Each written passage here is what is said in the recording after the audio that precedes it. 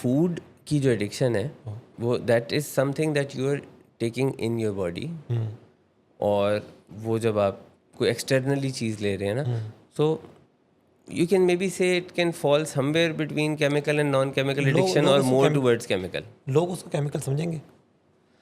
Chemical addiction का मतलब ये नहीं होता कि कोई बाकायदा तौर पे कोई केमिकल आप इस्तेमाल कर रहे हैं। Anything that you are taking externally into your body and that is causing something that is making you addictive, जो उससे आपको दोबारा वो करने का दिल चाह रहा है, सो उसको हम केमिकल एडिक्शन कहेंगे। मिसाल के तौर पे अगर कोई सॉफ्ट ड्रिंक के साथ एडिक्टेड है तो सॉफ्ट ड्रिंक वो भी केमिकल एडिक्शन में आ जाएगा, क्योंकि दिन में 10, 15, 20 इवन मोर कोक पी जाना जी जी, और पानी पीना ही ना, कार्बोनेटेड ड्रिंक्स के ऊपर सारा दिन गुजारना, दैट इज़ केमिकल एडिक्शन।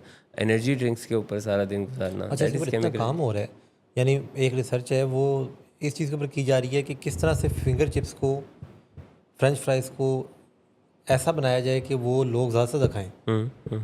अब ये देखें तरक्की का एक क्या फेज चल रहा है। देखिए, when things are getting more and more commercialised, तो उसके अंदर हर कोई अपने काम कारोबार को बेहतर बनाने के लिए वो टेक्नोलॉजी का, साइंस का, रिसर्च का, इन सब चीज़ों का इस्तेमाल करते हैं, R&D करते हैं, क्या चीज़ ज़्यादा एडिक्टिव है,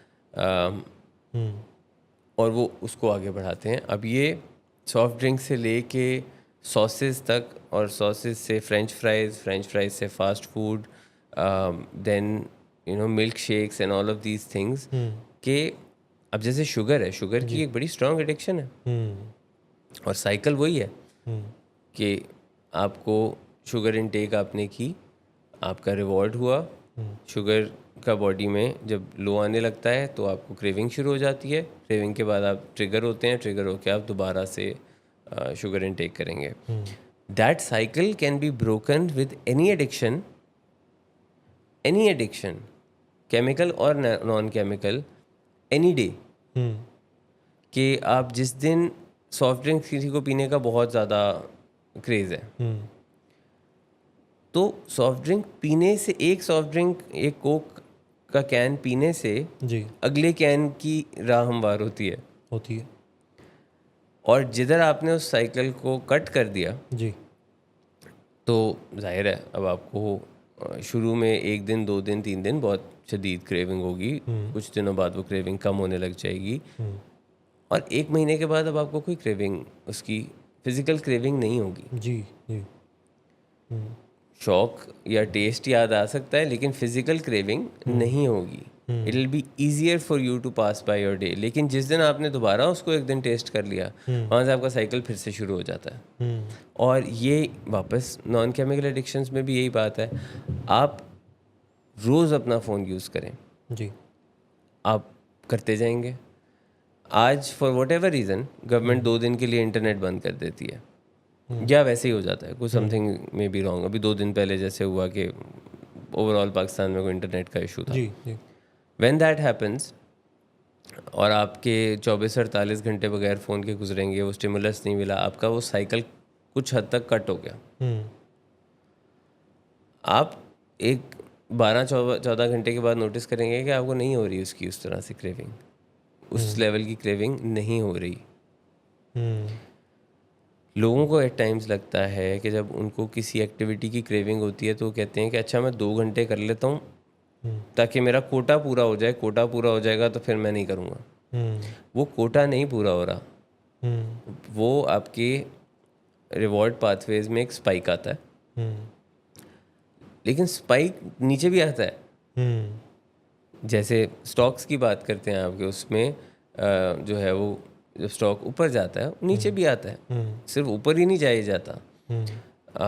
खाने पीने से रिलेटेड चीज़ों में, कार्बोहाइड्रेट्स में, फैट्स में यही है कि जब आप इनको कंज्यूम करते हैं बॉडी में एक स्पाइक आता है जी, फिर वो स्पाइक नीचे जाता है तो क्रेविंग होती है। सिगरेट स्मोकिंग में निकोटीन का स्पाइक आता है कि वो एकदम से ऊपर जाता है बॉडी के अंदर निकोटीन लेवल, खुश हैं आप, नीचे जाता है आपको क्रेविंग शुरू होती है, साइकिल शुरू हो गया। So that cycle if broken for what ever reason आपका दिन आसान होना शुरू हो जाएंगे। अब वो क्या रीजंस हो सकते हैं? समटाइम्स पीपल, चलें बेस्ट केस सिनेरियो की बात कर लेते हैं, sometimes people do it out of will power. ठीक। एक रेयर मिनिमम परसेंटेज है ऐसे लोगों की, 3-4% दुनिया में लोग हैं जो विल पावर से टैकल कर लेते हैं, और वो एक दिन कोल्ड टर्की बिल्कुल छोड़ देते हैं। तो वहाँ से उनका ब्रेक हो गया और they are very strong with their will कि वो उसमें से निकल आते हैं।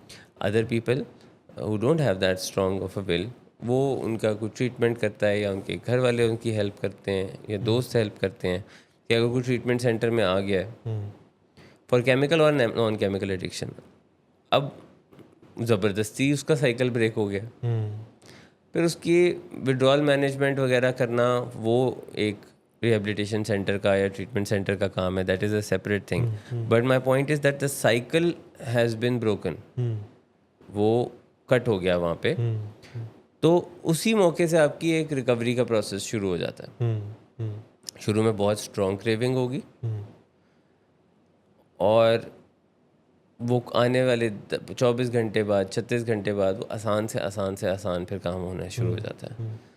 So point of point two pointer here is that people need to take non-chemical addictions very seriously in the coming future. ये बहुत ज़्यादा बढ़ रही हैं, और ये स्टार्ट हो रही हैं specially from a very young as. ये स्क्रीन टाइम वाली एक्टिविटी 1 साल से कम उम्र बच्चों के अंदर से शुरू हो जाती है, फिर टॉडलर्स तक आपको नज़र आता है कि अब वो बिल्कुल पूरी तरह अपने आईपैड्स और टैबलेट्स के साथ एडिक्टेड हैं। ना उनके कम्युनिकेशन स्किल्स डेवलप होते हैं, ना उनको कुछ सोशल स्किल्स आते हैं, ना वो फिज़िकल एक्टिविटी करते हैं, फिर वो ओबेसिटी में पड़ जाते हैं, और 100 मसाइल हैं। So it is starting from a very very young age, going up to all the way till like 70-80, मतलब उस उम्र के लोग भी अब अनफॉर्चुनेटली इसमें एडिक्टेड हैं।